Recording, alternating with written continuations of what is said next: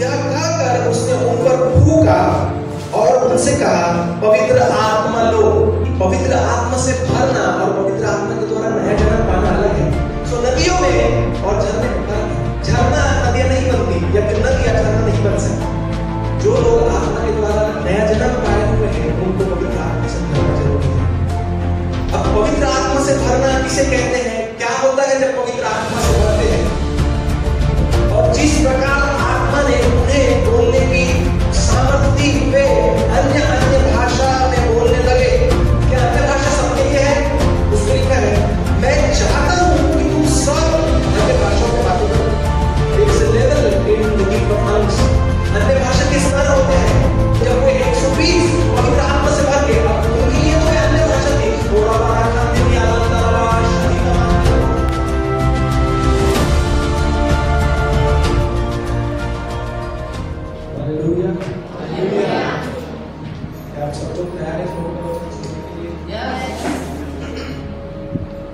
बहुत सारे लोग हैं जो पवित्र आत्मा से भरे नहीं हैं। आप सोचते होंगे कि अरे परमेश्वर के वचन में तो लिखा है कि हम परमेश्वर के मंदिर है और परमेश्वर का आत्मा हम में बसता है, इसका मतलब हम परमेश्वर की आत्मा से भरे हुए हैं। परमेश्वर की आत्मा, पवित्र आत्मा से भरना ये अलग है, और हम परमेश्वर के मंदिर है, ये बात अलग है। मैं आपको कुछ वचनों की ओर लेके जाता हूं, जिससे आपके मन में ये सवाल उठे, आपको पता चले कि सच में ये बात अलग है। यूहन्ना रचित सुसमाचार 20 अध्याय और वचन 21 से आप पढ़ो, 21 और 22, है ना? वहां पर साफ शब्दों में लिखा है। सभी लोगों का ध्यान है। यीशु ने फिर उनसे कहा, तुम्हें शांति मिले। जैसे पिता ने मुझे भेजा है, वैसे ही मैं भी तुम्हें भेजता हूं। यह कहकर उसने उन पर फूंका और उनसे कहा, पवित्र आत्मा लो। क्या कहा? क्या जाग रहे हैं? तो जोर से जवाब दीजिए। क्या कहा प्रभु यीशु मसीह ने? है ना?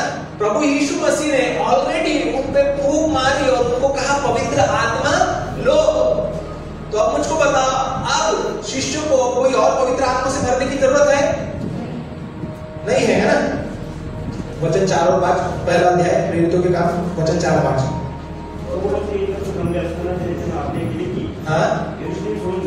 हाँ, अभी यीशु मसीह शिष्यों को आज्ञा दे रहा है कि यरूशलेम को न छोड़ो, यरूशलेम सोडून जाऊ नका।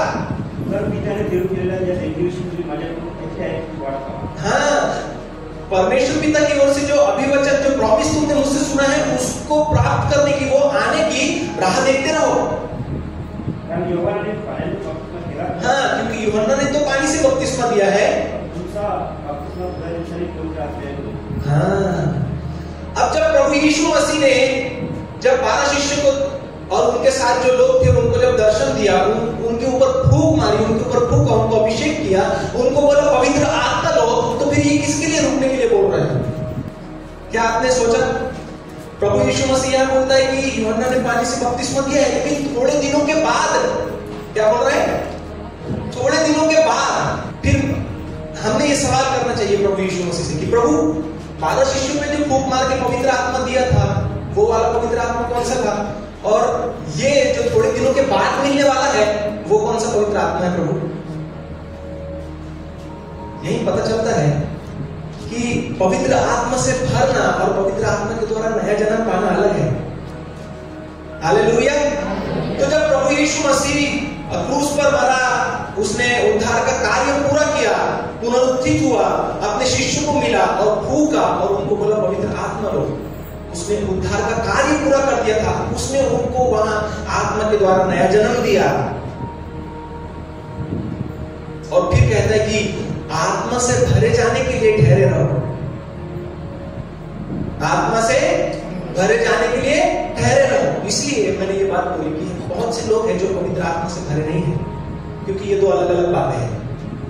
और भी ऐसी कई जगहें हैं, कई वचन हैं जिसके द्वारा मैं आपको साबित कर सकता हूं या बता सकता हूं कि ये दोनों अलग अलग बातें हैं।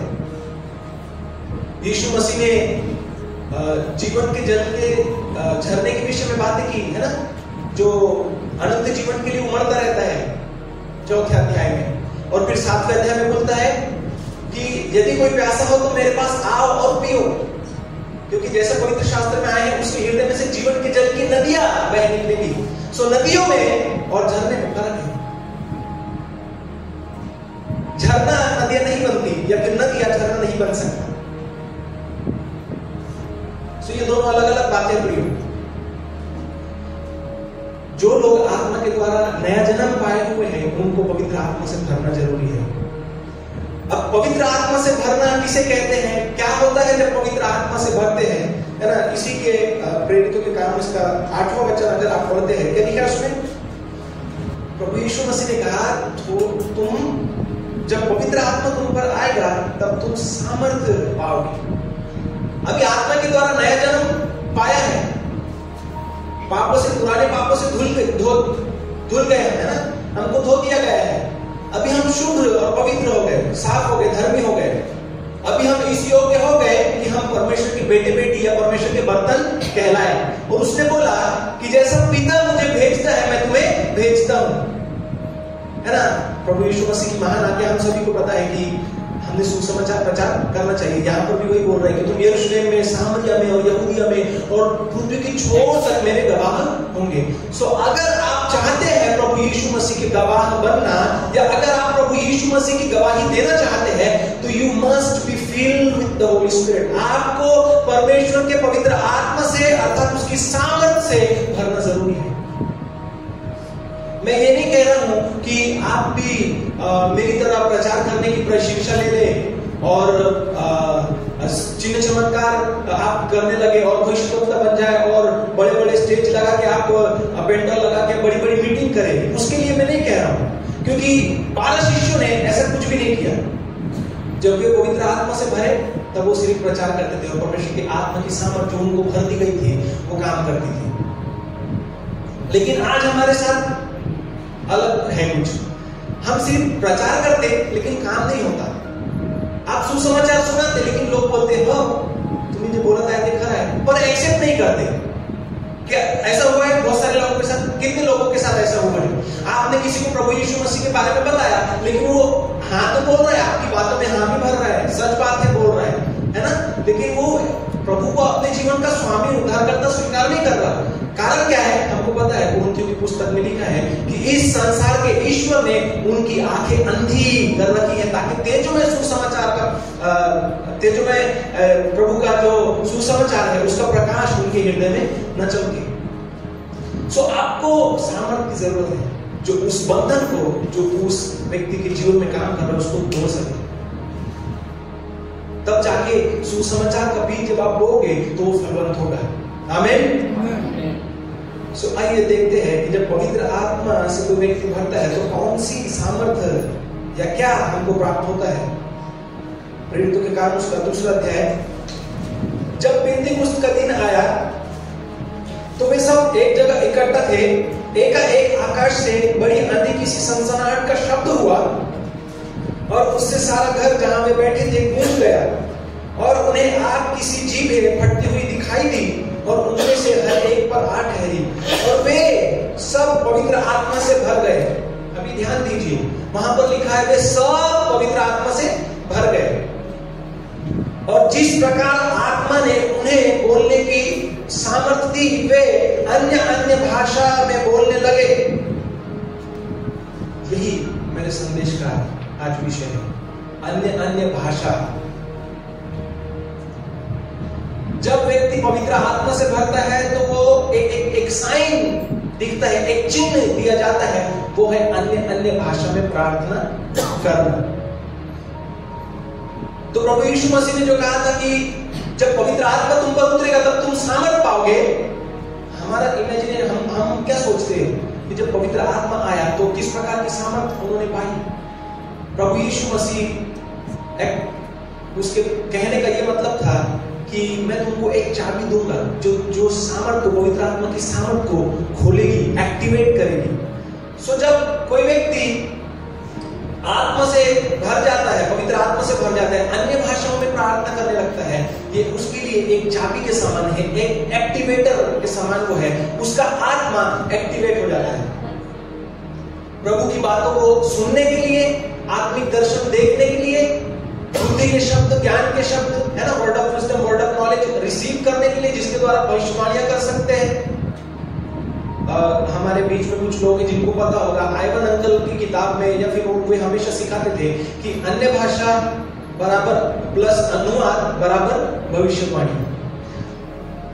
सो मुझको बताओ, जब आप अन्य भाषाओं में प्रार्थना ही नहीं करोगे तो अनुवाद कहां से मिलेगा, और अनुवाद ही नहीं मिलेगा तो भविष्यवाणी कहां से होगी, और भविष्यवाणी नहीं होगी तो आप उन्नति कैसे पाएंगे? क्योंकि अगर कुरिन्थ की पुस्तक में आप पढ़ते हैं तो कहते हैं, वो पौलुस कहता है कि भविष्यवाणी करने वाला कलीसिया से उन्नति की, है ना, प्रोत्साहन की बातें वो करता है, उनका विश्वास को बढ़ाता है। सो मेरे प्रियो, इट इज नेसेसरी और इंपॉर्टेंट, ये जरूरी है या फिर ये बहुत महत्व का है कि हर एक जन पवित्र आत्मा की सामर्थ्य से भर जाए, हर एक जन उस चाबी का इस्तेमाल करे, अपनी आत्मा को परमेश्वर के लिए एक्टिवेट करे, एक्टिवेट रखे। अब बहुत सारे लोगों के साथ प्रॉब्लम यह है कि उनके पास चाबी है, उनके पास एक्टिवेट करने की सामर्थ्य है, लेकिन वो सिर्फ भर गए और उनको उनके लिए टाइटल है कि हाँ ये पवित्र आत्मा से भरा हुआ है, लेकिन वो उस एक्टिवेटर का या फिर उस चाबी का, उस की का कभी इस्तेमाल नहीं करते या फिर बहुत ही कम इस्तेमाल करते हैं। आत्मा में प्रार्थना करना बहुत ज्यादा जरूरी है ना। हम, आपको पता है, हम सभी अंत के दिनों में रह गए, है ना। इसीलिए मैंने आपको इब्रानी की पुस्तक से पहले वो सारी बातें बताई कि हमने विश्वास के विषय में, पापों की क्षमा के बारे में, परमेश्वर का अनुग्रह, वो दयालु है, वो भला है, वो ये करता है, वो ये सारी बातों को, आदि शिक्षा को छोड़कर सिद्धता की ओर आगे बढ़े। अगर आपको सिद्धता की ओर आगे बढ़ना है, अंत के दिनों की शिक्षा के लिए, अंत के दिनों के लिए अगर आपको तैयार होना है, तो आपको जागृत रहना जरूरी है, आपको जागृत रहना जरूरी है। और जागृत रहने के लिए पवित्र आत्मा आपकी सहायता मदद करेगा। कोई व्यक्ति अपने आप से जागृत नहीं रह सकता, क्योंकि प्रभु यीशु मसीह के वचन में कहा है कि हो सके तो इन चुनौतियों को भी भरमा देंगे। सो बी अलर्ट एंड अवेयर, आपको जागृत रहना है। सो आत्मा से भरे, पवित्र आत्मा से भरे, और उसकी सामर्थ जो अन्य भाषा है उससे आत्मा से भरकर प्रार्थना करें। पौलुस इफिसियों की पुस्तक में कहता है, हमारा ये मलयुद्ध, हमारा ये जो लड़ाई है, हम अंत के दिनों में जो है, हम आत्मिक अंधकार में आ चुके हैं। आत्मिक युद्ध हर कहीं है ना। फैमिलीज में हमको पीस देखने को नहीं मिलता, अंडरस्टैंडिंग देखने को नहीं मिलता। मैरिजेस में बहुत सारी प्रॉब्लम होती है ना। बच्चे कभी कभी प्रॉब्लम में पड़ते हैं। हमारी कलीसिया में कई लोग हर प्रकार की समस्याओं में पड़ते हैं, और हम समझते हैं ये सारी नॉर्मल चीजें हैं, नेचुरल चीजें हैं, ये हमारे जीवन में होनी है। लेकिन हम इसके पीछे काम करने वाली दुष्ट आत्मा को नहीं पकड़ते, क्योंकि हमको प्रकाश नहीं मिला है, हमारी आंखें ज्योतिर्मय नहीं है। इसलिए पौलुस बार बार इफिसियों की मंडली के लिए प्रार्थना करता है कि परमेश्वर तुम्हारी मन की आंखें ज्योतिर्मय करे। तो हमारा ये मलयुद्ध लघु और मांस से नहीं, दुष्टता की आत्मिक सेना से है।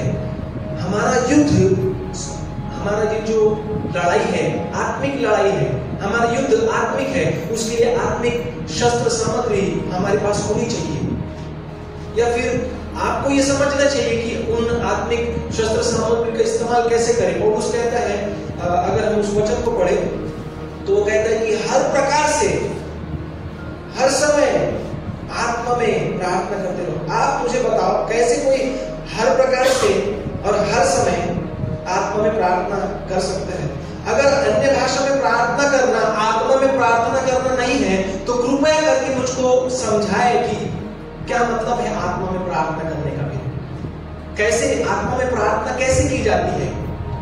अगर मैं गलत हूं तो आप मुझे करेक्ट करें, मुझे सिखाए कि कैसे आत्मा से प्रार्थना किया जाता है। What it means to pray in the spirit। आत्मा में प्रार्थना करने का क्या मतलब है? आत्मा में प्रार्थना करने का यही मतलब है कि आप अन्य भाषाओं में प्रार्थना करें, अन्य भाषाओं में परमेश्वर से बातें करें, अन्य भाषाओं में बोले। और बाइबल हमको आत्मा में प्रार्थना करने के लिए प्रेरित करती है, एक बार नहीं कई बार। उद्धार का टोप और आत्मा की तलवार जो परमेश्वर का वचन है ले लो, और हर समय और हर प्रकार से आत्मा में प्रार्थना और विनती करते रहो, और इसीलिए जानते रहो कि सब पवित्र लोगों के लिए लगातार विनतियां किया करो। आत्मा में प्रार्थना करने के लिए हमको कहा गया है। आज मैं अन्य भाषाओं के विषय में बहुत सारी कंफ्यूजन से उन विषयों को हम देखेंगे। तो सबसे पहला सवाल ये आता है कि क्या अन्य भाषा सबके लिए है? हेलो, क्या अन्य भाषा सबके लिए है? मरकुस रचित सुसमाचार 16 अध्याय वचन 17-18 में हमारे प्रभु यीशु मसीह ने कहा कि विश्वास करने वालों में ये चिन्ह होंगे।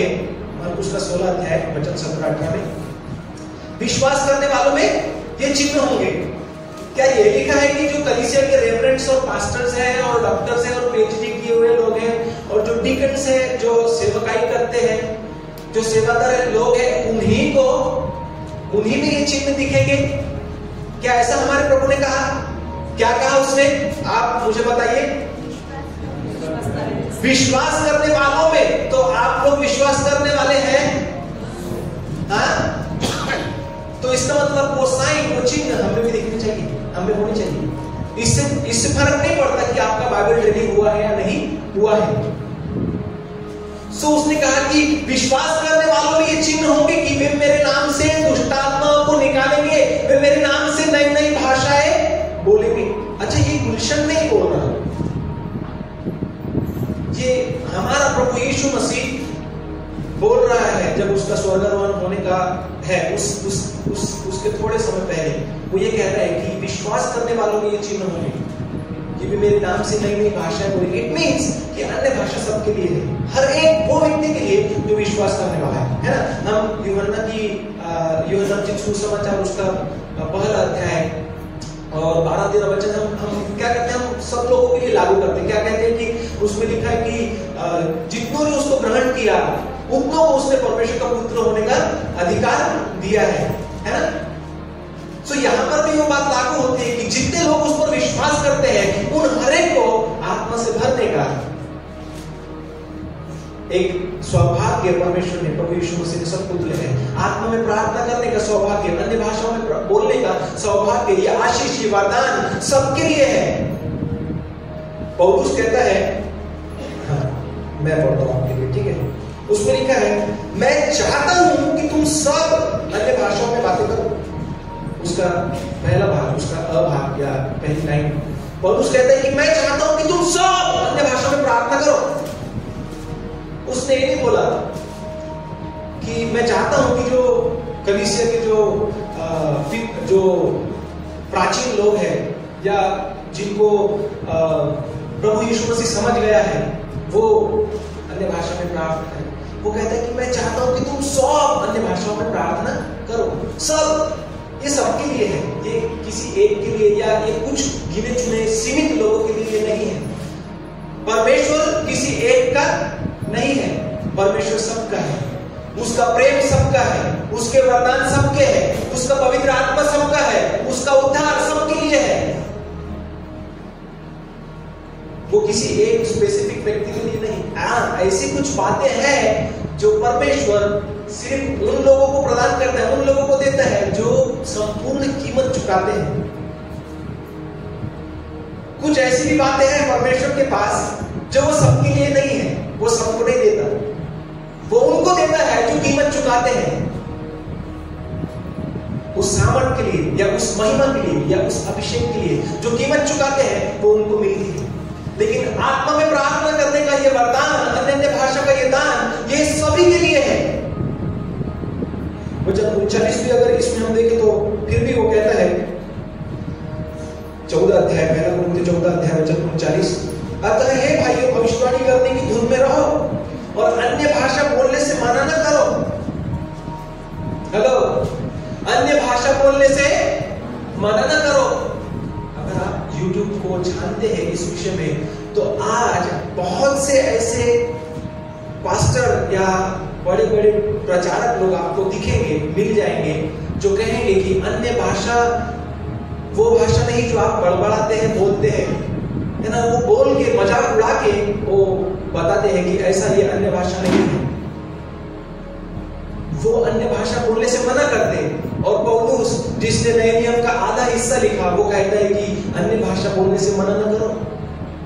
समस्या है, बहुत सारे लोगों को समस्या है, बहुत सारे लोगों को पता नहीं कि अन्य भाषा होती क्या है। बहुत सारे लोगों को ये नहीं पता कि अन्य भाषा असल में किस प्रकार की होती है ना। बहुत सारे पास्टर्स, बहुत सारे प्रचारक भी कहते हैं कि अन्य भाषा मतलब वो भाषा जिनको तुम नहीं समझते, पर वो दूसरे देश की या दूसरे राज्य की, दूसरे राष्ट्र की वो हो। उदाहरण के लिए अगर हम जाते हैं प्रेरितों के काम, हमारा दूसरा यही सवाल है कि क्या अन्य भाषा गलत है। प्रेरितों के काम दूसरा अध्याय, वहां पर कुछ हिस्सा हमको मिलता है जो हमको कंफ्यूजन, ये बहुत बड़ा विवाद का जगह है ना। आप वचन 5 से हम पढ़ेंगे और उसमें इस प्रकार से लिखा है, आकाश, सब लोगों का ध्यान है मेरी ओर, क्या सब लोगों के कान सतर्क है, सुन रहे हैं आप? क्योंकि ऐसा समझो ये बहुत ज्यादा गहरा है, ये थोड़ा प्रचार और थोड़ी शिक्षा है, ठीक है? तो ध्यान से आप इसको ग्रहण करें। आकाश के नीचे की हर एक जाति में से भक्त यहूदी यरूशलेम में रह रहे थे। जब यह शब्द हुआ तो भीड़ लग गई और लोग घबरा गए, क्योंकि हर एक को यही सुनाई देता था कि ये मेरी ही भाषा में बोल रहे हैं। यहीं पर बहुत ज्यादा कंफ्यूजन लोगों को होती है। सब लोग कहते हैं कि जब वे अन्य अन्य भाषा में बोल रहे थे, तो वहां पर आप नंबर करोगे तो 16 से अधिक देश से या 16 से अधिक जातियों के लोग वहां पर थे, है ना। उसमें मैं आपको बताता हूं, देखो हम जो पार्थी, मेदी, एलामी, मेसोपोटामिया और यहूदिया, कप्पदूकिया, पुंतुस, आसिया, फ्रूगिया, पंपुलिया, मिस्र, लीबिया और कुरेन के आसपास के रोमी प्रवासी और यहूदी मत धारण करने वाले क्रेती और अरबी, ऐसे 16 प्रजाति या 16 भाषा बोलने वाले 16 देशों में, उससे भी ज्यादा लोग वहां पर जमा थे। तो जब ये प्रचार किया जाता है अन्य भाषा के विषय में, तो बोलते हैं कि अन्य भाषा दूसरे देश की या दूसरे राज्य की भाषा है। तो फिर वो चाहते हैं, देखो देखो देखो प्रेरितों के काम में लिखा है दूसरे अध्याय में कि जब वे पवित्र आत्मा से भरे अन्य भाषा में बोलने लगे, तो वहां के जो भक्त यहूदी जो लोग थे, वो उन्होंने अपनी अपनी जन्मभूमि की भाषा सुनी, इसलिए ये भाषा बोली जो आप बोलते हैं, बारह भाषा। ये वो भाषा है जो हमारे तमिल में, तेलुगु में, चाइनीज में, जापानीज में है ना, फ्रांस में, फ्रेंच में, स्पेन में बोली जाती है, वो ये भाषा है, ऐसा वो कहते हैं। पर क्योंकि उनको नहीं पता कि अन्य भाषा के स्तर होते हैं। There is a level in the gift of tongues. अन्य भाषा के स्तर होते हैं। वो पता नहीं अपनी बुद्धि से परमेश्वर की हर बातों को अपनी समझ के अनुसार सीमित करने की कोशिश करते हैं। उनको लगता है मुझको इतना समझ में आया, इसके बियॉन्ड कुछ हो ही नहीं सकता, यही वो है, इतना ही है। अन्य भाषा it is beyond your comprehension, है वो आपकी समझ से परे है। आप उसको समझ नहीं सकते, आप उसको संपूर्ण रीति से उसको नहीं समझ सकते, उसकी गहराई को आप नहीं प्राप्त कर सकते। सो वो कौन सी 3 लेवल है जो बाइबल में है और अन्य भाषा से कई अधिक है, मैं आपको बताता हूं। आपने शायद पहले सुना होगा या नहीं सुना होगा, मुझे नहीं पता, बहुत सारे लोगों के लिए नया होगा। अन्य भाषा के 3 प्रकार की लेवल या 3 स्तर बाइबल में हमको बताए हैं। ये डिपेंड करता है आप उसको किस प्रकार से लेते हैं। सो ये जो पहला भाग है प्रेरितों के काम का दूसरा अध्याय, जब बहुत सारे लोगों ने अपने अपने जन्मभूमि की भाषा सुनी, it is a level of tongues, है ना। ये एक प्रकार का स्तर था जो संवाद साधने की भाषा, कम्युनिकेशन लैंग्वेज। ध्यान से पढ़ो, 5वें वचन में साफ रीति से लिखा है कि आकाश के नीचे की हर एक जाति में से भक्त यहूदी यरूशलेम में रह रहे थे। इसका मतलब यरूशलेम में जब ये पेंतुकुस्त का पर्व होता था, तो सारे देश से लोग वहां यरूशलेम में परमेश्वर की भक्ति आराधना के लिए आते थे, उस पर्व को मनाने के लिए आते थे। सो बहुत सारे जाति भाषा के बोलने वाले लोग वहां थे। अभी मुझको बताओ यहाँ पे कितने लोग हैं जो दूसरी भाषा बोलते हैं? हम सिर्फ 3 ही लैंग्वेज जानते हैं ना, इंग्लिश, हिंदी और मराठी। ऐसा कोई है जो बंजारा बोलता है? किसी को तेलुगु आती है, किसी को तमिल आती है, किसको मलयालम आती है, किसको चाइनीज आती है, जापानीज आती है, कोई स्पेनिश बोलता है। सो इसका मतलब इस पवित्र ये जो अन्य भाषा का ये जो स्तर है, यहां पे वो उसका कोई काम नहीं, वो लागू नहीं होता। वहां पर जो लोग, लाखों लोग यरूशलेम में परमेश्वर की आराधना भक्ति के लिए आए हुए थे, परमेश्वर व्यक्तिगत रीति से उनसे संवाद साधना चाहता था। इसीलिए परमेश्वर ने जब वो 120 पवित्र आत्मा से भर के, अब उनके लिए तो अन्य भाषा थी, जब वो अन्य भाषा में प्रार्थना कर रहे थे, तब ये ट्रांसलेशन के तौर पे अगले व्यक्ति को अपनी अपनी भाषा में सुनाई दे रहा था और बोलते थे कि अरे ये तो जन्मभूमि, हमारी जन्मभूमि की भाषा बोल रहे हैं, क्या ये सब गलीली नहीं? क्योंकि वे परमेश्वर की अद्भुत और बड़ी बड़ी और भयंकर के बातें सुन रहे थे, उनका मन परमेश्वर ने पलट दिया। सो हमारे यहाँ कंडीशन नहीं है भैया कि परमेश्वर व्यक्तिगत रीति से किसी से अन्य भाषा के द्वारा संवाद साधे, तो हमारे यहाँ ये कैटेगरी लागू ही नहीं होती। अगर आप चाहते हैं कि पवित्र आत्मा का ये जो अन्य भाषा का दान है, इसका ये पहला स्तर आपके जीवन के द्वारा लागू हो या आपके जीवन में लागू, आपके जीवन के द्वारा वो कहा जाए, तो आपको देश देश में फिरस्ती में रहना पड़ेगा। जब आप फिरस्ती में होंगे और पवित्र आत्मा की इच्छा के अनुसार वो आपको इस्तेमाल करेगा। ऐसा एक साधु सुंदर सेल्वराज करके एक व्यक्ति है, परमेश्वर के बड़े दास है, भविष्यवक्ता वो है, और उनके साथ ऐसी घटना हुई जब वो तिब्बत में और जापान में प्रचार के लिए जाते थे। तो उनके साथी जो उनके साथ होते थे वहां पर सुसमाचार प्रचार के लिए, उन्होंने उनको ये बताया कि अरे आप तो ये भाषा बोल रहे थे और आपने ऐसा ऐसा कहा, जबकि वो अन्य भाषा में प्रार्थना कर रहा था। यही सेम अनुभव एक बार अंकल डीजे दिनकरन के साथ भी हुआ। सो ऐसा नहीं है कि ये स्तर खत्म हो गया, ये खत्म नहीं हुआ। फिलहाल हमको इसकी जरूरत नहीं है। मुझको बताओ परमेश्वर ऐसा कौन सा काम करता है जिसकी जरूरत नहीं है? बिना कारण के परमेश्वर कोई काम नहीं करता। दूसरा स्तर आता है पहला कुरिन्थियों उसका 14 अध्याय। सो आप लिखकर रखिए, संवाद साधने की भाषा। दूसरा है सेल्फ बिल्डिंग, है ना, खुद की उन्नति के लिए परमेश्वर ने जो अन्य भाषा का दान हमको दिया है वो खुद की उन्नति के लिए है। पहला कुरिन्थियों उसका 14 अध्याय वचन 2 से 4 तक हम पढ़ेंगे। क्योंकि जो अन्य भाषा में बातें करता है वह मनुष्यों से नहीं परंतु परमेश्वर से बातें करता है, इसलिए कि उसकी बातें कोई नहीं समझता, क्योंकि वह भेद की बातें आत्मा में होकर बोलता है। परंतु जो भविष्यवाणी करता है वह मनुष्यों से उन्नति और उपदेश और शांति की बातें करता है। जो अपने भाषा में बातें करता है वह अपनी ही उन्नति करता है। उसका पहला भाग, जो अन्य भाषा में बातें करता है वो क्या करता है? अपनी उन्नति करता है। अच्छा, ये एक ब्लैंक चेक के समान है, ब्लैंक चेक के समान। वहां पर ये नहीं लिखा है कि अपनी उन्नति किस विषय में या किस बात में वो करता है। साफ लिखा है जो अन्य भाषा में बातें करता है वो अपनी ही उन्नति करता है, किस बात में पता नहीं। सो आप अपनी उन्नति करते हैं अपने विश्वास में, आप अपनी उन्नति करते हैं अपने समझ में, आप परमेश्वर को गहराई से समझ सको। आप अपनी उन्नति करते हैं पवित्रता में, परमेश्वर के साथ चलने में। आप अपनी उन्नति करते हो अपने एजुकेशन में, अपने बिजनेस में, अपने पैसों में, अपनी लाइफस्टाइल में, आपके दैनिक जीवन में, हर एक बात में आप उन्नति करते हैं। क्योंकि हम नहीं जानते, आप नहीं जानते, जब आप अन्य भाषा में बातें करते हो तो आप स्पेसिफिक किस चीज के लिए, आपके जीवन की किस हिस्से के लिए आप प्रार्थना कर रहे हो। परंतु हमको पता है ना, रोमियो की पुस्तक में लिखा है कि हम नहीं जानते कि प्रार्थना किस रीति से करनी है, परंतु आत्मा आप ही ऐसी आहे भर भर के जो बयान से बाहर है ना, परमेश्वर के पवित्र लोगों के लिए प्रार्थना करता है, उसकी इच्छा के अनुसार वो प्रार्थना करता है। सो जब आप अपना मुंह खोलते हैं और आप बोलते हैं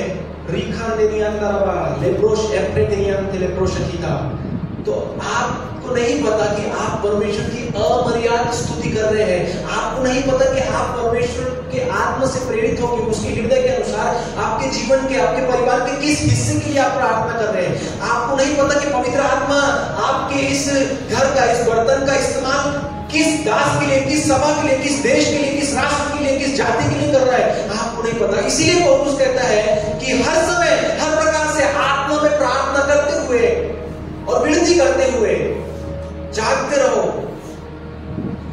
ताकि लगातार आप प्रार्थना कर सको। कोई व्यक्ति नहीं है यहाँ पे जो लगातार प्रार्थना करे, लेकिन हम सभी हैं जिनको ये समझ प्राप्त है या जिनको ये दान है। आप कहीं पर भी हो, आप अन्य भाषा में बातें कर सकते हैं, उसके लिए कोई रिस्ट्रिक्शन, कोई बंधन नहीं है। कभी भी आप आत्मा में प्रार्थना कर सकते हैं। आप गाड़ी चला रहे हो, मैंने इसके पहले कई बार बताया, आप गाड़ी चला रहे हो, आप पहने कपड़े धो रही है, रोटी बना रही है, घर में किचन में है, कोई भी काम आप कर रहे हैं, आप बैठे हैं, आप टीवी देख रहे हैं, आप अपने मन में गा सकते हैं, अपने मन में बोल सकते हैं, अन्य भाषा में प्रार्थना कर सकते हैं। इस तरीके से आप परमेश्वर से कनेक्टेड है, इस तरीके से आपका आत्मा सक्रिय है, एक्टिवेट है परमेश्वर की बातों को सुनने के लिए। इसीलिए हम गवाही सुनते हैं, है ना। कई बार लोग बताते हैं कि अरे ऐसी ऐसी परिस्थिति आने के पहले परमेश्वर ने मुझको बता दिया। कैसे बताया? Because your spirit is tune, है ना, क्योंकि आपका आत्मा वो फ्रीक्वेंसी जो थी उस नेटवर्क में था, तब जाके वो इंफॉर्मेशन आपको मिली कि फलाना व्यक्ति तकलीफ में, उसके लिए प्रार्थना करो। मुझको देखो एक उदाहरण याद आया, क्रिस्टोफर कृष्णा स्वामी जब मलेशिया से यहाँ आए थे, उन्होंने बताया था कि चर्च खत्म हुआ, वो अपनी बेटी को स्कूटर पर बिठाए और वो जा रहे थे, और उनके पास्टर की कार उनको पास करके गई। द मोमेंट वो कार पास करके गई, उनको उनके आगे चली गई पवित्र आत्मा ने, क्योंकि ये व्यक्ति आत्मा में प्रार्थना कर रहा था, गाड़ी चलाते चलाते आत्मा में प्रार्थना कर रहा था। तो जिस समय वो कार गई, पवित्र आत्मा ने बोला कि कुछ तो भी गलत होने वाला है, और इसने उन्हें आवाज लगाने की कोशिश की, हॉर्न बजा रहे, रोकने की कोशिश की, लेकिन उनकी कार आगे निकल गई। अब ये व्यक्ति चिंता में, पवित्र आत्मा ने जो बात कही है कुछ तो गलत होने वाला है, और इन्होंने सुना भी नहीं, मतलब आवाज वहां तक उन तक नहीं पहुंची। तो ये और हड़बड़ी में अन्य भाषा में प्रार्थना कर रहा है, और थोड़ी दूर जब वो एक चौराहे पर आता है तो एक कार, एक फोर व्हीलर, एक बस थी, इनकी पास्टर की गाड़ी को डैश मार के वो निकल जाती है। खुदा का शुक्र हो वे बच गए, उनका एक्सीडेंट नहीं हुआ। उसका कारण ये था कि ये व्यक्ति जो स्कूटर चला रहा था अपनी बेटी को पीछे बिठा के, उसने आत्मा में प्रार्थना की, और उस होने वाली घटना के लिए पवित्र आत्मा ने रोक लगा दी। हालेलुया। सो ऐसे अद्भुत काम तब होते जब आप आत्मा में प्रार्थना करते हैं। जब आपको प्रकाशन कब मिलते हैं? बहुत गहरा अभ्यास। आप अपनी बुद्धि से परमेश्वर के वचनों के प्रकाशन प्राप्त नहीं कर सकते। आप अच्छा स्टडी कर सकते, डीप स्टडी कर सकते, एक एक शब्दों को हिब्रू और ग्रीक मिला मिला के समझ सकते हैं, लेकिन आपको प्रकाशन तभी मिले जब आप आत्मा में बैठे, मतलब आप परमेश्वर की संगति में, उसकी उपस्थिति में बैठे हैं और राह देख रहे हैं और उसको बोल रहे, प्रभु तेरे वचन को खोल दे, क्योंकि तेरे वचन के खुलने से प्रकाश होता है। सो कलीसिया के हर एक व्यक्ति के लिए, चाहे छोटे हो बड़े हो, इसमें उम्र, जात, समझ, पैसा या एजुकेशन मायने नहीं रखता। अगर आपने प्रभु यीशु मसीह को अपने जीवन का उद्धारकर्ता, मुक्तिदाता स्वीकार किया है, आपका बपतिस्मा भी कंडीशन नहीं रखता। कई बार अगर आप पढ़ते हो प्रेरितों के काम 10वां अध्याय, कुरनेलियुस के घर में जब उसके सभी जाति भाई जमा थे, पतरस को दर्शन मिला, कुरनेलियुस को दर्शन मिला, उसने बोला कि पतरस को बुला ला। पतरस को जब बुला के लाया, सुसमाचार को सुना रहा है पतरस, तो वहां पे लिखा है कि पतरस बोल ही रहा था कि सुनने वाले सब पे पवित्र आत्मा उतर आया। और उनको कैसे पता चला? पतरस बोलता है कि अरे इन्होंने तो हमारे समान पवित्र आत्मा पाया, क्योंकि पतरस के साथ में कुछ यहूदी विश्वासी जो गए थे, उन्होंने देखा कि वे अन्य भाषा में बोलने लगे और भविष्यवाणी करने लगे और परमेश्वर की बढ़ाई करने लगे। प्रेरितों के काम में बहुत साफ रीति से सिर्फ 3 अकाउंट हमको मिलते जहां पर यह दिखाया गया है कि जब कोई व्यक्ति पवित्र आत्मा से भरता है तो अन्य भाषा में प्रार्थना करता है। तीसरा है प्रेरितों के काम उसका 19वां अध्याय, उसमें पौलुस को 12 शिष्य मिलते हैं, है ना। वो उनको सवाल करता है। देखो ये कितना हमारे लोगों में आज के समय में कितना फिट बैठता है। पौलुस उनको सवाल करता है, अरे क्या तुमने पवित्र आत्मा पाया जब तुमने बपतिस्मा लिया? पौलुस का वो सवाल था, आप पढ़ो जाके 19वें अध्याय में प्रेरितों के काम में। जब तुमने बपतिस्मा लिया तो क्या तुमने आत्मा पाया? वो कहते हैं, अरे हमने तो इसकी चर्चा भी नहीं सुनी। अरे दुख की बात है प्रियो, हमारे इस भारत देश में, हमारे महाराष्ट्र में हो या हमारे यवतमाल शहर में भी कई ऐसी कलीसियाएं हैं जिनको सिर्फ टाइटल नहीं पता है पवित्र आत्मा की, उनको पता है होली स्पिरिट, पवित्र आत्मा उनको पता है, उनको पवित्र आत्मा का भी मिला नहीं। सेम कंडीशन है इन 12 शिष्यों के समान जो पौलुस को मिले थे। हमने उसकी चर्चा भी नहीं सुनी, तो पौलुस सवाल उठाता रहे, किसका बपतिस्मा लिया तुमने? गलत तो नहीं ली? वो कहते हैं कि नहीं, हमने यूहन्ना का बपतिस्मा लिया है। तो वो उनको समझाता है कि यूहन्ना ने तो मन फिराव के लिए पानी से बपतिस्मा लिया था। फिर पौलुस उनको सुसमाचार सुनाता है और पौलुस उनको यीशु मसीह के नाम से दोबारा बपतिस्मा देता है। और फिर आगे लिखा है कि जब उसने उन पर हाथ रखे तब वे पवित्र आत्मा से भर गए और अपने अपने भाषा में बोलने लगे। और आगे उनकी काउंटिंग लिखी है कि वे ये शिष्य 12 शिष्य थे। 3 जगह प्रेरितों के काम है जहां पर साफ रीति से लिखा है कि जब पवित्र आत्मा से कोई व्यक्ति भरता है तो वे अन्य भाषाओं में प्रार्थना करने लगते हैं। वैसे 5 जगह है, लेकिन उसको समझना पड़ता है। 2 जगह है जो कंफ्यूजन वाली, मतलब उसको समझना पड़ता है, वहां पर क्लियर नहीं लिखा है। तो स्तर मैंने आपको बताया, एक संवाद साधने की भाषा, कम्युनिकेशन लैंग्वेज, अगर परमेश्वर किसी व्यक्ति के द्वारा व्यक्तिगत रीति से संवाद साधना चाहता है अन्य भाषा के द्वारा, तो वो इस स्तर का इस्तेमाल करता है। दूसरा, आत्मिक उन्नति के लिए। तीसरा, एक पेज को अगर आप पलटा लेंगे, पहला कुरिन्थियों उसका 13 अध्याय, तो वहां पे पौलुस कहता है, यदि मैं मनुष्यों और स्वर्गदूतों की बोलियां बोलूं और प्रेम न रखूं तो मैं ठनठनाता हुआ पीतल और झनझनाती हुई झांझ हूं। So there is a language of angels, स्वर्गदूतों की भी भाषा होती है। सो जब कभी आप अन्य भाषा में प्रार्थना करते हैं, आप स्वर्गदूतों को आज्ञा देते हैं, आप स्वर्गदूतों से बातें करते हैं, आप स्वर्गदूतों को इंफॉर्मेशन देते हैं कि ऐसा काम करना है। अब इसमें सवाल उठता है, पहला कुरिन्थियों उसका 12 अध्याय वचन 27 से हम पढ़ेंगे। सब लोग वहां पर हैं या सब लोग हमारी और मेरी ओर ध्यान दीजिए। इस प्रकार तुम सब मिलकर मसीह की देह हो और अलग अलग उसके अंग हो, और परमेश्वर ने कलीसिया में अलग अलग व्यक्ति नियुक्त किए हैं, प्रथम प्रेरित, दूसरे भविष्यवक्ता, तीसरे शिक्षक, फिर सामर्थ्य के काम करने वाले, फिर चंगा करने वाले, फिर उपकार करने वाले, फिर प्रबंध करने वाले और नाना प्रकार की भाषा बोलने वाले। अब वो सवाल उठाता है जो हो सकता है आप भी उठाते होंगे, अरे बाइबल में तो लिखा है कि सब अन्य भाषा थोड़ी बोल सकते, सब भविष्यवाणी थोड़ी कर सकते। सो मेरे भैया, मेरी बहनों, मैं आपको ये समझाना चाहता हूँ कि प्रेरितों के पहला कुरिन्थियों उसका 12 अध्याय और पहला कुरिन्थियों उसका 14 अध्याय, पौलुस जिस अन्य भाषा की बात करता है ये टोटली डिफरेंट है, वो दोनों अलग है। मैं बताता हूँ कैसे, पहले सोचे इसको पूरा कर देंगे। इसमें फिर आगे पौलुस बोलता है कि क्या सब प्रेरित है, क्या सब भविष्यवक्ता है, क्या सब उपदेशक है, क्या सब सामर्थ्य के काम करने वाले हैं, क्या सबको चंगा करने का दान मिला है, क्या सब नाना प्रकार की भाषा बोलते हैं, क्या सब अनुवाद करते हैं। फिर कहता है कि तुम बड़े से बड़े वरदान की धुन में रहो। कई बार बाइबल में ये बात आती है, तुम बड़े से बड़े वरदान की धुन में रहो, लेकिन हमारे यहाँ उल्टा है। हम कोई दानवान, वरदान और पवित्र आत्मा की बातों की धुन में नहीं रहते। हम तो इसलिए रहते हैं कि कहां से आशीष मिले, कहां से चंगाई मिले, कहां से परिस्थिति सुधर जाए, कहां से शांति आ जाए, कहां से ये पैसों का ये काम हो जाए, कहां से हमारा अटका हुआ ये झंझट निपट जाए। हम इसी की फिराक में रहते हैं। हमारी आंखें यही लगी है। और परमेश्वर के वचन लिखा है कि अपनी आंखें स्वर्ग की बातों की ओर लगाओ, आत्मा की बातों की ओर लगाओ। सो आज से अपने विचारों को आप बदल दो, आज से अपने फोकस को आप चेंज कर दो। आज से संसार की बातों की ओर नहीं, परंतु स्वर्ग की बातों की ओर अपना ध्यान लगाओ। क्योंकि प्रभु परमेश्वर ने कहा, हमारे प्रभु यीशु मसीह ने कहा कि सबसे पहले उसके धर्म और उसके राज्य की खोज करो, जो यहाँ का नहीं है वहां का है। तो ये सारी बातें जिसकी चिंता तुम करते हो, तुमको अपने आप मिल जाएंगी। हालेलुया। सो अब हम देखते हैं कि ये दोनों अध्याय में पौलुस जिस अन्य भाषा के बारे में बातें कर रहा है वो अलग कैसे है। पहला कुरिन्थियों उसका 12 अध्याय, पौलुस जब इन दानों वरदानों की बात करता है, वो ऑफिसेस की बात कर रहे हैं, दफ्तर की बात कर रहे हैं, सेवकाइयों की बात कर रहे हैं। देखो, सभी भविष्यवाणी कर सकते हैं। हेलो, आपको पता है आप भविष्यवाणी कर सकते हैं, सभी लोग भविष्यवाणी कर सकते हैं, लेकिन सब भविष्यवक्ता नहीं।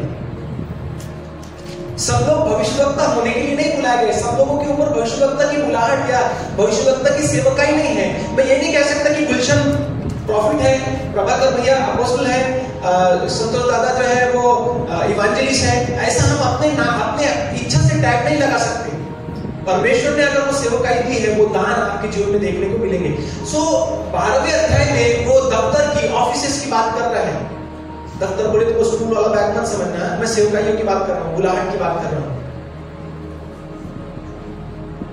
पौलुस यहाँ पर अलग अलग बुलाहट के विषय में बातें कर रहा है। वो बोलता है कि क्या सब भविष्यवक्ता होने के लिए बुलाए गए हैं? क्या सबको अन्य भाषा का जो सेवा है, अन्य भाषा की जो सेवकाई है और उसका अनुवाद करने की जो सेवकाई है, उसके लिए बुलाए गए हैं? इसीलिए वो कहता है कि सब अन्य भाषा में बोलते हैं क्या? इसको गलत मत समझो। अगर आप समझते होंगे कि ये गलत है, तो फिर आपका बोलना ये है कि पौलुस खुद कंफ्यूज था जब वो बोलता है कि मैं चाहता हूं कि तुम सब अन्य भाषा में बोलो, और फिर दूसरी जगह कहता है कि क्या सब अन्य भाषा बोलते हैं? नहीं, पौलुस किंचित भी कंफ्यूजन में नहीं था, पर वो तो बहुत ज्यादा गहराई और आत्मिक प्रकाशन का व्यक्ति था। वो इसलिए क्योंकि वो खुद कहता है 14:18 में, पहला कुरिन्थियों 14:18 में वो कहता है कि मैं अपने परमेश्वर का धन्यवाद करता हूं कि मैं तुम सबसे ज्यादा अन्य भाषा में बोलता हूं। हालेलुया। सो अगर आप पौलुस के समान सक्सेसफुल जीवन जीना चाहते हैं, सक्सेसफुल सेवकाई आप चाहते हैं, सक्सेसफुल फैमिली आपकी हो, सो आपको एक ही काम करना है। ये चाबी जो प्रभु के नाम से या प्रभु की ओर से आत्मा से आपको मिली है, उसको लो और हर एक ताले में लगाओ। दिस इज द मास्टर की, ये मास्टर चाबी है ना, जो हर ताले को खोलती है भैया। ये मास्टर चाबी है, अन्य भाषा में प्रार्थना करना, ये हर ताले को खोलती है। आप ऐसा नहीं कह सकते कि फाइनेंशियल प्रॉब्लम के लिए दूसरा वरदान चाहिए और हीलिंग के लिए दूसरा वरदान चाहिए। हो सकता है कि बातों के लिए अलग अलग तरीके से प्रार्थना होती हो, लेकिन देयर इज अ मास्टर की, एक मास्टर चाबी है जो हर ताले को लगती है, हर ताले में फिट होती है, हर ताला खोल सकती है। मास्टर चाबी है वो। सो 3 प्रकार के अन्य भाषा के स्तर है। संवाद साधने की भाषा, सेल्फ बिल्डिंग, खुद की उन्नति के लिए, और स्वर्गदूतों की भाषा। यही समस्या है। बहुत सारे बड़े बड़े जो पास्टर्स हैं, प्रचारक हैं, जो यूट्यूब पे गलत प्रचार कर रहे हैं, उनको ये नहीं पता कि अन्य भाषा में ऐसी कैटेगरीज होती है। इसलिए वो बोलते हैं कि अरे जो अन्य भाषा में प्रार्थना तुम करते हो वो गलत है, वो शैतान की ओर से है। जो अन्य भाषा प्रेरितों ने की वो तो ये वाली है ना, Telugu, Tamil, Malayalam, Chinese, Japanese, French, Spanish. नहीं मेरे प्रियो, परमेश्वर का आत्मा इतना सीमित नहीं है, या परमेश्वर खुद इतना सीमित नहीं है कि अपनी अद्भुत बातों को सांसारिक बातों में मिला दे। परमेश्वर कहता है कि मेरे विचार और तुम्हारे विचार अलग है, मेरा देखना तुम्हारा देखना, मेरा सोचना तुम्हारा सोचना अलग है। तुम कैसे कह सकते हो कि यह भाषा परमेश्वर की भाषा है? इस संसार में हर एक जो भाषा है वो अशुद्ध हो चुकी है। मेरे कहने का मतलब ये नहीं, आप ये सवाल उठा सकते कि क्या अगर मैं हिंदी में, मराठी में, तेलुगु में, तमिल में, इंग्लिश में, मलयालम में, चाइनीज में अगर प्रार्थना करूं तो क्या परमेश्वर नहीं सुनेगा? नहीं सुनेगा भैया, लेकिन एक और है जो सुनेगा। पौलुस जो बार बार आत्मा में प्रार्थना करने के लिए प्रेरित करता है, उत्साहित करता है, उसका कारण ये था, उसको पता था कि मैं जो हिंदी अपनी भाषा में परमेश्वर से प्रार्थना कर रहा हूं वो तो सुन रहा है, लेकिन कोई और है जो सुन रहा है। कौन है वो? मैं आपको बताता हूं क्या होता है। जब ये बातें तैयार कर रहा था तो परमेश्वर का आत्मा उड़ेलता है। उसने उदाहरण दिया, मान लो परमेश्वर एक कंपनी का मालिक है और मैंने नया नया उधार पाया, ये मैं उसकी कंपनी में काम करने वाला हूं। अब मैं उसके हाथ के नीचे का व्यक्ति हूं और वो डिटेल्स जो है अपने काम की वो मुझको देता है। अब जब मैं उससे बातें करता हूं, एक थर्ड पार्टी, एक तीसरा पर्सन हमारी मीटिंग में, हमारे बीच में उपस्थित होता है और वो सारी डिटेल्स सुनता है और उसको बाहर जाके कॉपी करता है या उसको गलत बताता है। ये तब हो रहा है जब मैं परमेश्वर से अपनी भाषा में बातें कर रहा हूं, या फिर उस मालिक से, उस कंपनी के मालिक से मैं अपनी भाषा में बात कर रहा हूं, क्योंकि वो भी समझता है, उसको भी इस संसार की भाषा समझती है। लेकिन ये बात मेरे मालिक को समझ आई, उस कंपनी के मालिक को समझ आई, और उसने बोला कि ऐसा करेंगे, हम एक कोड लैंग्वेज यूज करेंगे, एक भाषा होनी चाहिए, ऐसा कुछ इशारा होना चाहिए जिससे सिर्फ तू और मैं ही जाने, जिससे सिर्फ तू और मैं ही समझे और कोई तीसरा ना समझे। क्या आपने कभी ऐसा अनुभव पता नहीं किया होगा या नहीं, आपने शायद ऐसा देखा या सुना होगा, या फिर आप समझ सकते हैं। मान लो दो व्यक्ति जो हमारे बीच में आए हो बाहर से, वो ऐसी भाषा में बातें कर रहे हो जिसको आप नहीं समझते, उदाहरण के लिए चाइनीज हो या मलयालम हो, है ना, आपको नहीं पता, और आप उनके बीच में बैठे हो, अब वो दोनों ही संवाद कर रहे हैं अपनी अपनी भाषा में, वो समझ रहा है, वो बोल रहा है, ये समझ रहा है, हंस रहे हैं, है ना। आपको कुछ समझ नहीं आ रहा, आप क्या करोगे, यार मैं यहाँ क्यों बैठा हूँ, मैं चले जाता, आप लोग बैठो, एक्सक्यूज मी प्लीज, है ना, आप चले जाओगे, आप वहां नहीं बैठोगे। सेम चीज होती है जब हम आत्मा में प्रार्थना करते हैं।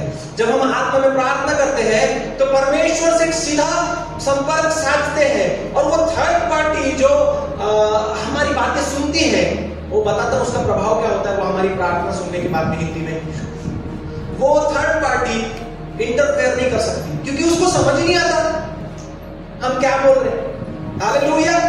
अच्छा, समस्या क्या होती है जब हम अपनी अपनी भाषाओं में प्रार्थना करते हैं। मैंने बताया कि थर्ड पार्टी, तीसरा व्यक्ति जो है, तीसरा पर्सन सुनता है उस प्रार्थना को, वो परमेश्वर आपकी प्रार्थना को नहीं रोक सकता, क्योंकि उसमें प्रभु यीशु मसीह के नाम का सिक्का लगा है, लेकिन वो आपको विश्वास से बहका सकता है।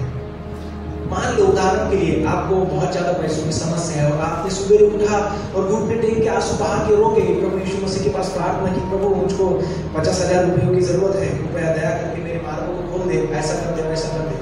आमीन, धन्यवाद प्रभु, तूने मेरी प्रार्थना को सुना। अब दिन भर में न जाने कितने व्यक्तियों से आप मिले, न जाने कौन कौन से ऑफिस आप गए, है ना, अपने काम को करने के लिए, कहीं से कुछ और कहीं से कुछ आप सुन रहे हैं, कहीं से नकारात्मक सुन रहे हैं, कहीं से सुन रहे हैं कि हाँ हो सकता है, नहीं हो सकता है ना। ऐसी नकारात्मक बातों से आपका मन शैतान घेर लेता है, परिस्थितियों को, लोगों को भेज के आपके जीवन में वो ऐसी ऐसी बातें आपको आपके सामने लाते हैं, जिससे आप बोले कि अरे यार इतने लोग बोल रहे हैं तो शायद नहीं होगा, है ना, इतने लोग बोल रहे हैं तो शायद नहीं होगा। बहुत सारे लोग सोचते हैं यार डॉक्टर बोल रहा है बच्चा नहीं होगा तो शायद नहीं होगा, क्योंकि वो तो डॉक्टर है ना, उसको तो समझता है, रिपोर्ट भी तो यही बोल रही है। प्रश्न ये है कि आप किसकी रिपोर्ट पे भरोसा करते हैं। बात फिर विश्वास की आती, फिर भरोसे की आती। इससे अच्छा आप अपनी भाषाओं में जो प्रार्थना करते हो वो तो करो, लेकिन सीक्रेटली आप परमेश्वर से बातें करो, आत्मा में प्रार्थना करो। जब आप आत्मा में प्रार्थना करेंगे तब अपने आप आपके मार्ग खुलने लग जाएंगे। हालेलुया। सो आत्मा में प्रार्थना करना इन दिनों में कम से कम बहुत ज्यादा जरूरी है। सो जब अब आप अन्य भाषाओं में प्रार्थना करोगे, वो थर्ड पार्टी इंटरफेयर करना चाहेगी पर नहीं कर सकेगी, क्योंकि हम उस वचन को पढ़ते हैं। वो वचन मुझे बहुत पसंद आता है, पहला कुरिन्थी उसका 4 अध्याय, उसमें लिखा है 14 अध्याय दूसरे वचन में, क्योंकि जो अन्य भाषा में बातें करता है वह मनुष्यों से नहीं, वो व्यक्ति मनुष्यों से नहीं परंतु परमेश्वर से बातें करता है। क्यों परमेश्वर से बातें करता है? उसमें लिखा है कि क्योंकि वह इसलिए कि कोई व्यक्ति उसकी नहीं समझता, क्योंकि वह भेद की बातें, रहस्य, डीप थिंग्स ऑफ गॉड, है ना, डीप थिंग्स ऑफ गॉड, परमेश्वर की गहरी बातें आत्मा में होकर बोलता है। सो अगर आप परमेश्वर से आत्मिक बातें करना चाहते हैं, अगर आप उसके गहराइयों में जाना चाहते हैं, अगर आप उसको गहराई से समझना चाहते हैं, तो आज ही प्रार्थना करें, आज ही बोले प्रभु मुझको तेरे पवित्र आत्मा से भर दे, मुझको भी ये अनुभव, ये अद्भुत अनुभव जो है, ये आत्मिक वरदान जो है, ये दान जो है मुझे चाहिए। मैं भी आत्मा में गुड बातें, रहस्य की बातें तुझसे करना चाहता हूँ। मैं भी ये नहीं चाहता कि वो थर्ड पार्टी हमेशा मेरे विश्वास को परिस्थिति के द्वारा बहकाए और मैं अविश्वास के द्वारा अपने प्रार्थना के उत्तर से वंचित रह जाऊं प्रभु। इसलिए मुझको आज वो कोड लैंग्वेज जो है, वो जो सीक्रेट लैंग्वेज है ना, वो जो दान है आत्मा का, वो तो मुझे दे, उससे मुझे भर दे, वो मास्टर चाबी तो मुझे दे, जिससे कि मैं अपने जीवन में, अपने परिवार में, अपने समाज में, अपनी सेवकाई में, अपने प्रत्येक काम में, अपने एजुकेशन में, अपने प्रोफेशन में मैं सक्सेसफुल हो सकूं प्रभु, और तेरे नाम की महिमा मेरे जीवन के द्वारा हो। आमीन। कितने लोग चाहते हैं आत्मा से भरना? एक जगह एक कंफ्यूजन और मिटा देना चाहता हूं। कुरिन्थियों की पुस्तक में 13वें अध्याय में अगर आप 8वां वचन पढ़ते हैं तो वहां पर लिखा है कि भाषाएं हो तो जाती रहेगी, भविष्यवाणी हो तो समाप्त हो जाएगी। तो बहुत सारे लोग बोलते हैं कि अरे ये दान, ये भविष्यवाणियां, ये बातें खत्म हो गई। भैया थोड़ा सा ध्यान से पढ़ना उसको। जाती रहेगी, भविष्यवाचक है ना, बाकी सब जगह ज्ञान घुसेड़ते अपना, भविष्यवाचक बोल रहा है, भविष्यवाचक बोल रहा है, तो यहाँ पे वही घुसेड़ो ना ज्ञान। भविष्यवाचक चिन्ह वो है, भाषाएं हो तो समाप्त हो जाएंगी।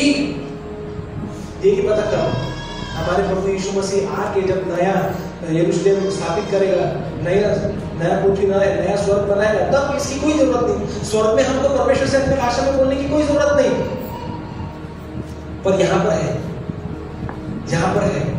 सो मुझे ऐसा लगता है कि मैंने अन्य भाषा के विषय की हर एक कंफ्यूजन अगर किसी को भी होगी तो दूर कर दिया। अगर आपको फिर भी सवाल है तो मुझसे आप पूछ सकते हैं अभी या फिर बाद में। सो मेरे प्रियो, आत्मा में प्रार्थना करने वाले लोगों की आज जरूरत है, क्योंकि हम अंतिम दिनों में युद्ध में हैं। अगर आप प्रकाशित वाक्य पढ़ते हैं तो उसमें आपको एक युद्ध ही मिलेगा। देखो, जब आप आत्मा में प्रार्थना करते हो, ये मैंने बताया कि एक आत्मिक युद्ध है। सो जब आप आत्मा में प्रार्थना करते हो, उधर स्वर्गदूत और दुष्टता की आत्मिक सेनाओं का युद्ध होता है ऊपर। हमको कुछ भी नहीं दिखता, हमको कुछ भी पता नहीं चलता, पर क्योंकि ये आत्मिक है, संसार आत्मिक है, जब हम आत्मा में प्रार्थना कर रहे हैं तब संसार को, आत्मिक संसार में है ना, स्वर्गदूत आपकी ओर से लड़ते हैं दुष्टों से। अगर आपको ये समझना है तो दानियेल की पुस्तक पढ़ो। दानियेल की पुस्तक में 21 दिन उसने उपवास प्रार्थनाएं की, है ना, तो वहां तो वो साधारण भाषा में प्रार्थना कर रहा था। तो जब साधारण भाषा में वो प्रार्थना कर रहा है और स्वर्ग में उसके लिए लड़ाई हो रही है उसके उत्तर के लिए, तो जब आप आत्मा में, परमेश्वर की आत्मा की प्रेरणा से जब आत्मा में आप प्रार्थना करते हो तो आपके लिए क्या कुछ ना होता होगा। हालेलुया। समझने की कोशिश करो। इसीलिए प्रभु यीशु मसीह एक बार याकूब को, यूहन्ना को बोलता है, वो कहता है कि अरे प्रभु, वो शिष्य दोनों भी याकूब और यूहन्ना आके बोलते, प्रभु तू बोल, हमको आज्ञा दे, हम स्वर्ग को आज्ञा दे कि आग गिराने के लिए। यीशु मसीह उनको डांट के बोलता है, अरे तुमको नहीं पता तुम कैसी आत्मा के हो। Hallelujah. We don't know what kind of spirit we are, है ना, हम किस प्रकार की आत्मा के हैं हमको नहीं पता, हम नहीं जानते, हम नहीं समझते। और हमारी प्रॉब्लम ये है कि हम समझना भी नहीं चाहते, क्योंकि जिस गाड़ी में हम बैठे हैं हमको वही अच्छी लगती है, उसी ट्रेन में हम चलते रहना चाहते हैं। सिंपल कंफर्ट जोन, है ना, जैसा चल रहा है वैसा चलन दो। परमेश्वर का वचन जहां से आता है ले लेंगे, लेकिन बदलना नहीं है जीवन। इस युद्ध में हमको उतरना नहीं है, इस युद्ध को हमको समझना भी नहीं है। इस युद्ध के जो हथियार है हमको धारण नहीं करते, हमको सिर्फ उद्धार मालूम है, धार्मिकता की झिलम पता है, आत्मा की तलवार मालूम है, जो दो धारी तलवार, विश्वास की ढाल मालूम है ना, कमरबंद मालूम है, जूते पर यही पता है हमको। लेकिन ये एक्टिवेट कैसे होते हैं, ये हथियार जो है आप आत्मा में धारण कैसे करते हो? अरे जब आप आत्मा स्पिरिट फॉर्म में उतरेंगे तब तो ना आपको पता चलेगा। जब आप आत्मा में उतरेंगे, जब आप अन्य भाषा में प्रार्थना करने के लिए जब आप घुटने टेकोगे ना, तब ये शस्त्र सामग्री आपके ऊपर उतर आएगी एक योद्धा के कपड़ों के समान, और आप युद्ध में शैतान पर ललकारोगे। आमीन। मेरे प्रिय, परमेश्वर आज चाहता है कि वो ऐसे लोगों को खोज रहा है जो आत्मा में प्रार्थना करें। हालेलुया। क्योंकि ये अंतिम दिन है प्रियो, हमको पुरानी, प्रभु यीशु मसीह की पुरानी शिक्षाओं को छोड़ के, आदि शिक्षाओं को छोड़ के सिद्धता की ओर बढ़ना है। और सिद्धता की ओर बढ़ना है तो अन्य भाषा में प्रार्थना करने की जरूरत है। अब क्यों अन्य भाषा में प्रार्थना करने की जरूरत है? क्योंकि उसी के द्वारा हम आत्मिक उन्नति कर सकते हैं। अब आप बोलोगे कि भविष्यवाणी करने वाला तो उससे बढ़कर है, मैं भी मानता हूं भविष्यवाणी करने वाला उससे बढ़कर है, लेकिन आप तभी कर पाओगे जब आप इस चाबी को इस्तेमाल करोगे। परमेश्वर के बड़े बड़े दासों का यह स्टेटमेंट रहा है कि अन्य भाषा पवित्र आत्मा के दूसरे वरदानों के लिए चाबी का काम करता है, दरवाजे का काम करता है। हालेलुया। आप एक उदाहरण मैं बताता हूं, उसके बाद में हम खत्म करेंगे, खड़े हो जाएंगे सब लोग बाद में, फिर हम प्रार्थना करेंगे आत्मा से भरने के लिए, ठीक है। सो एक व्यक्ति, विश्वासी व्यक्ति अपनी पत्नी के साथ मेला घूमने के लिए गया। अभी हमारे यहाँ मीना बाजार है, हमको सबको पता है उस जगह पर मीना बाजार है। तो ऐसे ही मीना बाजार में मेले पे वो गए और उसकी पत्नी के साथ वो हर एक झूले में उसने झुलाया, उसके साथ वो राइड किया। जो गुफा होती है ना, डरावनी गुफा होती है, उसमें वो बैठे। वो नाव वाला जो झूला होता है ड्रैगन वाला, उसमें वो बैठे। आकाश झूले में बैठे, वो डिस्को वाले झूले में, ऐसा झूलों में वो लोग बैठे। सब प्रकार के प्रोग्राम्स उन्होंने अटेंड किया। उन्होंने उस प्रोग्राम को भी अटेंड किया जहाँ पे गधा चिट्ठी निकाल के बताता है ना, मिट्टू चिट्ठी निकाल के बताता है। जादूगरी वाले प्रोग्राम्स में गए। इन सब का उन्होंने एंजॉयमेंट किया, खाया पिया। और घर जाते समय वो व्यक्ति वो अपनी पत्नी से पूछता है, डार्लिंग तुझको मजा आया ना? वो बोलती है, अरे सब इसमें बहुत मजा आया, लेकिन मेरे को आवाज का बहुत प्रॉब्लम हो रहा था। वो बोलता, कौन सी आवाज का? अरे वो एक कोंटे में एक मशीन पड़ी थी, बहुत भर भर भर भर आवाज आ रही थी, उसका मुझे बहुत ज्यादा इरिटेट हो रहा था। तो वो पति उसको बोलता है, अरे पागल, ये जो तूने आज आनंद ली ना, ये उस मशीन का ही कमाल है। अगर वो मशीन नहीं होती ना, तो हम कोई भी झूले में नहीं बैठ सकते थे, कोई भी जादूगरी का या कोई भी तमाशे का हम आनंद नहीं ले सकते थे। ये वो मशीन की देन है। किसकी बात हो रही है पता है? जनरेटर आपको इरिटेट करने वाला मालूम हो सकता है ना। हमारे साथ भी हुआ कई बार, लाइट गई तो हम बाहर जाते थे, मैं मेरी थोड़ी ज्यादा जनरेटर शुरू करने के लिए, और आवाज आती थी पीछे से, फिर लाइट और पंखे लग जाते थे। जनरेटर साउंड करता है, लेकिन उसका प्रतिफल, उसका प्रोडक्शन जो है, उससे आप आनंद लेते हैं प्रियो। अन्य भाषा वही काम करती है। हो सकता है ये आपको समझ ना आए, हो सकता है आपको इरिटेट लगे, लेकिन उसका प्रोडक्शन, उसका प्रोड्यूस परमेश्वर की महिमा है। हालेलुया। आपको लगे ये समझ नहीं आती, भैया बोलना क्यों है ना? मुझको बताओ, आप फोन में बात करते, आप ये समझते कि मेरी बात बिना वायर के कैसे पहुंचती होगी दूसरे व्यक्ति तक? समझते? कोई समझता है क्या? है कोई यहाँ पे इलेक्ट्रॉनिक इंजीनियर्स जो मोबाइल के बारे में समझता हो, जो समझ सकता हो कि मेरी बातें इस फोन से दूसरे व्यक्ति के फोन में उस तक कैसे पहुंचती है? नहीं समझते ना। फिर भी हम फोन इस्तेमाल करते, क्यों करते? मत करो, छोड़ दो। आप बोलेंगे क्यों? अरे आपको पता ही नहीं कि वो बातें जाती कैसे, तो फिर क्यों पड़े हो पीछे? उसके छोड़ दो फोन इस्तेमाल करना। आप बोलेंगे नहीं भैया ये तो जरूरत है हमारी, ये जाने दो ना, उसको छोड़ो ना। नहीं समझते तो क्या होगा? अपना काम तो हो रहा है, एक फोन पे काम होते हैं, बराबर है आपका, एक फोन पे काम होता है। तो मैं भी यही कहना चाहता हूं कि आप आम खाइए, गुठलियां मत देखिए, है ना? आप आत्मा में प्रार्थना करें, ये इसके मगज मार में मत आप रहे। आप मुझको समझ में नहीं आती तो मैं बोलूं क्यों? कि ये माइक सिस्टम कैसे काम करता आपको नहीं पता, आप इसके अंदर घुस के नहीं देख सकते, पर फिर भी आप इसका आनंद लेते।